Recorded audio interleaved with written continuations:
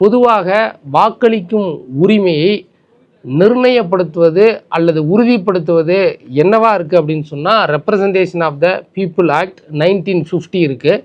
அதே போல் registration of electorals rules 1960 இருக்குது.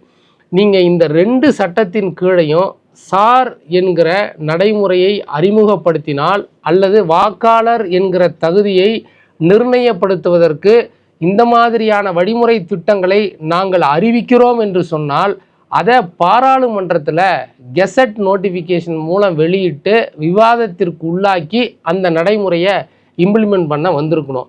அடிப்படையாக இந்திய அரசமைப்பு சட்டத்தினுடைய விழுமியங்களையே தேர்தல் ஆணையம் என்பது ஒரு தனிப்பட்ட அதிகார அமைப்பு கொண்ட நிறுவனம். அந்த தனிப்பட்ட அதிகார அமைப்பு கொண்ட நிறுவனம் தேர்தல் ஆணையத்திற்கென்று என்ன உரிமை இருக்குது, என்ன கடமை இருக்குது, என்ன அதிகார வரம்பு இருக்குன்றதை இந்திய அரசமைப்பு சட்டம் சொல்லி இருக்கிறது.